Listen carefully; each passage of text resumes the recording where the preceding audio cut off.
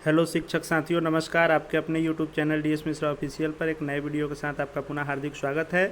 देखिए, आज के वीडियो में जो हम लोग बात करेंगे वह होगा कि जो हम नियोजित शिक्षकों का 11 जुलाई को पटना में महाआंदोलन होने जा रहा है, जिसमें लगभग सभी संगठनों का साथ मिला है और यह आंदोलन बहुत ही महत्वपूर्ण होने जा रहा है। तो उसी आंदोलन के बारे में हम लोग बात करेंगे। उससे पहले देखेंगे कि कैसे जो बिहार सरकार शिक्षा विभाग द्वारा जो नई नियमावली लाई गई, जिसको बिहार राज्य विद्यालय अध्यापक नियुक्ति स्थानांतरण अनुशासनिक कार्रवाई एवं सेवा शर्त नियमावली 2023 का नाम दिया गया। इसमें कैसे हम नियोजित शिक्षकों के साथ छल किया गया और सरकार ने कैसे बहुत बड़ा जो है हमारे साथ घातक खेला किया, उसके संदर्भ में भी हम लोग बात करने वाले हैं। और साथ ही जो है कैसे इस आंदोलन को हम लोग जो है सफल बना सकते हैं और कैसे सभी विकल्पों पर हमने अपना अख्तियार करने के बाद यह कैसे अंतिम हथियार के रूप में, शस्त्र के रूप में हमारे लिए है, इस पर हम लोग बात करने वाले हैं। तो यदि आपने अब तक अपने शिक्षक साथी के YouTube channel DS Mishra official को सब्सक्राइब नहीं किया है तो चैनल को सब्सक्राइब करके और बेल आइकन को प्रेस करके जुड़ जाएंगे, क्योंकि यह आपका चैनल शिक्षा एवं शिक्षकों को ही पूर्णतः समर्पित चैनल है। देखिए, जैसे ही यह नियमावली आई और इस नियमावली जो 10 अप्रैल को नई नियमावली आई, तो यह नियमावली आने के साथ ही हमारे साथ सरकार ने खेला यह कर दिया कि जो पूर्व की नियमावली थी, चाहे वह 2012 की नियमावली हो या 2020 की नियमावली हो, उसको बिना विलोपित करते हुए हमारा सामंजन नई नियमावली में बिना किए हुए सरकार ने बहाली की नई नियमावली ला दी और नियोजित शिक्षकों को उनके हाल पर छोड़ दिया। और इसमें नई नियमावली में नियोजित शिक्षकों के लिए किसी प्रकार का अलग से कोई भी जो है प्रावधान नहीं किया गया। और साथ ही साथ जो यह नियमावली में यहाँ पर 8 नंबर में आपने देखा होगा कि यहाँ पर जो लिखा हुआ था कि पंचायती राज संस्था एवं नगर निकाय संस्था अंतर्गत नियुक्त एवं कार्यरत शिक्षक इस संवर्ग में नियुक्ति के लिए नियम 7 में, यानी 7 में जो भी जो है अर्हता दी गई थी, नियुक्ति प्रक्रिया में भाग लेने के लिए पात्र होंगे और इस संबंध में आवश्यकता अनुसार जो है प्रक्रिया का निर्धारण राज्य सरकार के द्वारा अलग से किया जाएगा। इस चीज़ का जिक्र जो है इसमें किया गया। सबसे पहले तो हमारी जो संघर्ष थी वह थी कि समान काम समान वेतन का, वह नहीं मिलने के बाद सरकार ने जो है हमारे लिए यह, अगर सरकार सोचती, ये नियोजित शिक्षकों के पक्ष में सोचती, तो यह करना चाहिए कि पूर्व के बहाल सभी नियोजित शिक्षकों को जो है इस नई नियमावली में उनका सामंजन करते हुए राज्यकर्मी का दर्जा देना चाहिए। अगर ये भी नहीं की तो सरकार को इतना करना चाहिए कि जो पहले से नियुक्त नियोजित शिक्षक हैं, यदि परीक्षा भी लेनी होती तो उनका विभागीय परीक्षा अलग से होता, उसका मापदंड अलग से तय होता और हमको जो है उस विभागीय परीक्षा के बाद यदि राज्यकर्मी बनाया जाता तो हमको सेवा निरंतरता का लाभ मिलता और वेतन संरक्षण का लाभ मिलता, सीनियरिटी इत्यादि हमारी बनी रहती, वेतन भी हमारा कम नहीं होता, हम भी बिहार सरकार के राज्यकर्मी हो जाते। लेकिन सरकार ने क्या किया कि इस नई नियमावली में कहा कि अलग से आपके लिए जो है निर्धारण करेंगे, और निर्धारण के नाम पर सरकार ने क्या किया कि सिर्फ उम्र में छूट दे दिया, यानी आपका उम्र जो फ्रेश कैंडिडेट हैं उनसे अधिक भी है, यानी आप सेवा में हैं तो सिर्फ अधिक उम्र भी है तो आप फॉर्म को भर सकते हैं। उसके अलावे ना आपको इसमें सेवा निरंतरता का लाभ मिला, ना ही अलग कोई अंक का वेटेज मिला, ना ही कोई अलग आपके लिए परीक्षा की व्यवस्था की गई और ना ही आपको वेतन संरक्षण इत्यादि सीनियरिटी का लाभ का इसमें बात किया गया। तब घातक इसलिए हुआ कि अब जो मान लीजिए कि इस नियमावली के तहत जो कैंडिडेट बहाल होंगे फ्रेश, उनके साथ ही यदि आपको परीक्षा देनी है तो आप परीक्षा दे सकते हैं, सरकार ने ऐसा कहा। तो अब मान लीजिए कि इस नियमावली के अंतर्गत कोई भी अगर नियोजित शिक्षक परीक्षा में बैठता है और परीक्षा देता है तो उसको सबसे बड़ा नुकसान तो यह है कि एक तो फ्रेश कैंडिडेट के साथ जो अभी जो है सभी कॉम्पिटिटिव परीक्षाओं को देते आ रहे हैं, उनके साथ जो 15 वर्ष या 20 वर्ष या 12 वर्ष से जो नियोजित शिक्षक कार्यरत हैं उनको उनके साथ जो है प्रतियोगी परीक्षा में बैठाना कहीं से न्याय संगत नहीं है। दूसरा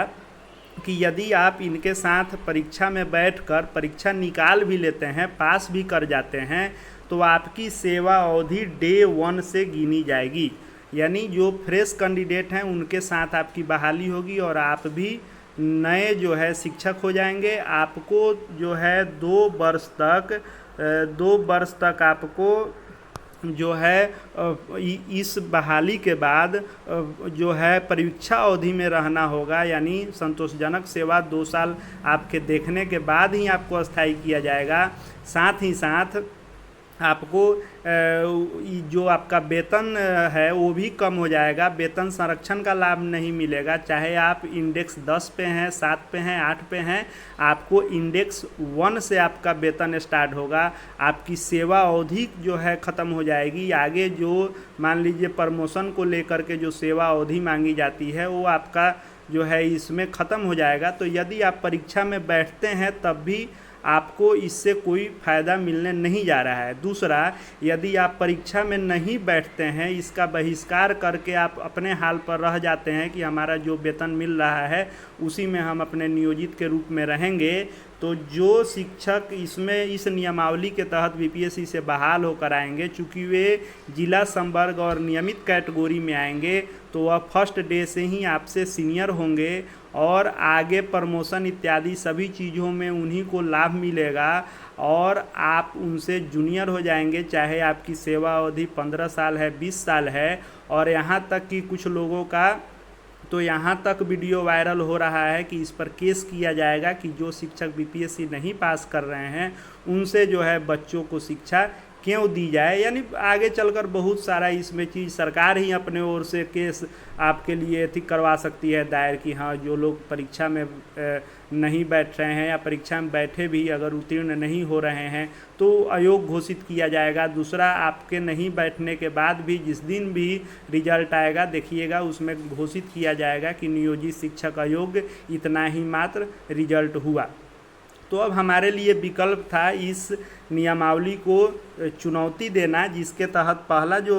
फेज होता है वह होता है ज्ञापन इत्यादि के माध्यम से सभी संगठनों द्वारा ज्ञापन भी दिया गया और उसके साथ ही साथ आपको चूँकि न्यायालय से न्याय की उम्मीद थी तो केस किया गया। तो सभी लोग इस आशा में थे कि हमको कोर्ट से राहत मिलेगा, लेकिन सभी केसों में बहुत किस्म के अलग अलग संगठनों द्वारा, शिक्षक अभ्यर्थियों द्वारा जो संघ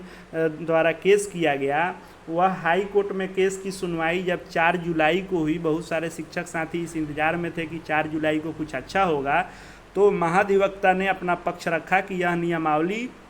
नियोजित शिक्षकों के लिए है ही नहीं, वे जिस नियमावली पर कार्यरत हैं वे हैं और सरकार को नई नियमावली बनाने और बहाली की जो प्रक्रिया है उसका नए सिरे से निर्धारण करने का अधिकार है। इस पर जो है हाई कोर्ट में माननीय मुख्य न्यायाधीश और अन्य के बेंच में शिक्षक भर्ती पर रोक लगाने से इनकार कर दिया गया। यानी इस बहाली पर किसी प्रकार का स्टे नहीं लगाया गया और आनन फानन में यह बहाली की जा रही है, जिसके चलते रोज़ इसमें बदलाव हो रहे हैं, संशोधन ही हो रहे हैं। लेकिन सरकार इस मूड में है कि जल्दी से बहाली को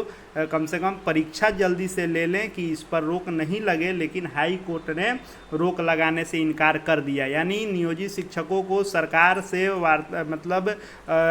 ज्ञापन के माध्यम से भी किसी प्रकार का बेनिफिट नहीं हुआ। दूसरा, हमारे पास हथियार था कि कोर्ट में जाएं, तो कोर्ट से भी हमें निराशा ही हाथ लगी। अब हमारे पास जो विकल्प बचता है, यानी जब सरकार हमारी नहीं सुन रही है और कोर्ट से भी हमको न्याय नहीं मिला, तो हमारे पास आंदोलन के अलावा और कोई विकल्प बचता नहीं है।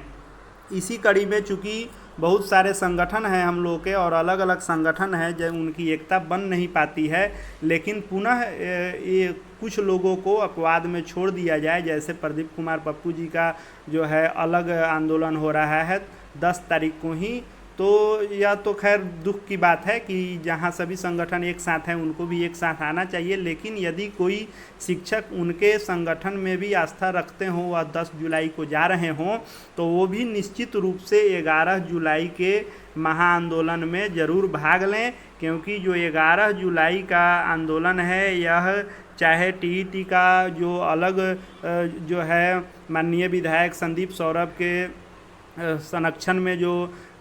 बना था संगठन बिहार शिक्षक संघर्ष मोर्चा, उसमें शामिल जितने टीईटी के संगठन हैं वे, और चाहे बिहार राज्य शिक्षक संघर्ष समन्वय समिति में जितने गैर टीईटी नियोजित शिक्षक संघ हैं वे सभी एक साथ हैं, और बिहार प्राथमिक शिक्षक संघ और बिहार माध्यमिक शिक्षक संघ नियमित का यह दोनों जो है संगठन भी इसमें शामिल है। यानी कुल मिलाकर देखें तो लगभग सभी शिक्षक संगठन 11 जुलाई को इस महाआंदोलन के लिए एक साथ आ गए हैं। अब शिक्षकों की बारी है कि आप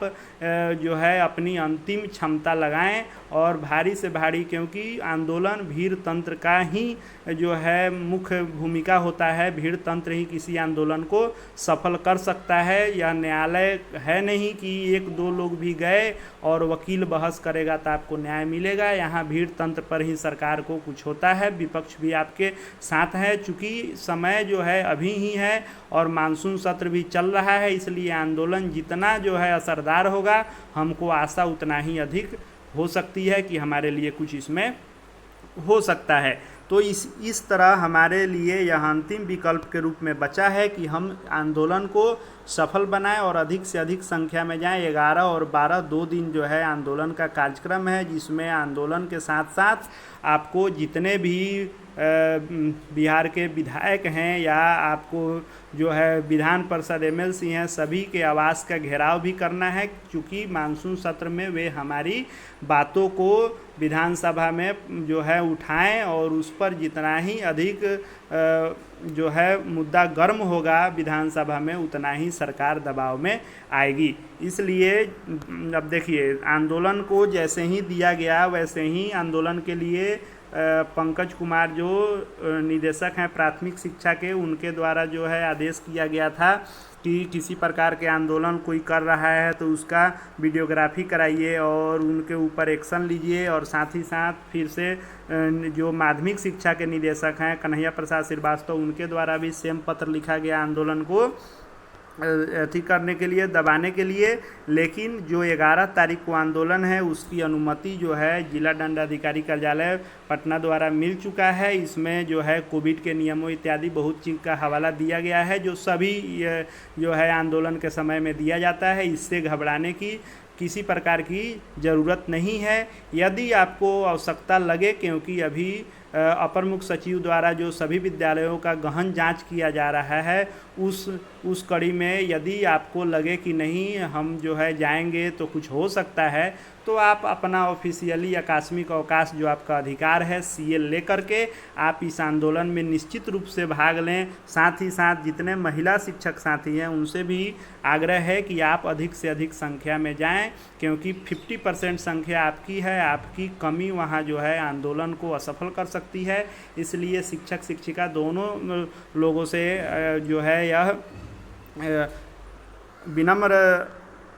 प्रार्थना होगा कि सभी लोग इसमें पहुँचें और आंदोलन को सफल बनाएं, क्योंकि यह आपके लिए आखिरी मौका है। सरकार जब नई नियमावली के तहत बहाली जो है कर लेगी तो आपके मुद्दे को ठंडे बस्ते में डाल दिया जाएगा और आगे फिर चुनावी माहौल जब आएगा तब विपक्ष इत्यादि भी चुनावों में अपना लग जाएगा, जिसके चलते आपके लिए यह नई नियमावली घातक हो जाएगी और आपको किसी प्रकार का लाभ नहीं मिल पाएगा और सरकार द्वारा हमेशा शोषित और वंचित ही हम रह जाएंगे। आगे शिक्षा विभाग एवं शिक्षा शिक्षकों से जुड़ी हुई हर खबर के लेटेस्ट अपडेट के लिए अपने शिक्षक साथी के चैनल इस DS मिश्रा ऑफिशियल को सब्सक्राइब करके बेल आइकन को प्रेस कर लें और इस वीडियो को अधिक से अधिक शेयर करें, ताकि इस आंदोलन का महत्व जो है सभी शिक्षकों को भी इसका जो है अंदेशा हो जाए कि कितना यह हमारे लिए महत्वपूर्ण है और इससे चूकने पर हमारे साथ कितना घातक सरकार खेला कर रही है। इसलिए इस आंदोलन को अधिक से अधिक लोगों तक आंदोलन को सफल बनाने का मैसेज पहुंचाने के लिए वीडियो को अधिक से अधिक शेयर भी करें। इस वीडियो को देखने के लिए आपका बहुत बहुत धन्यवाद।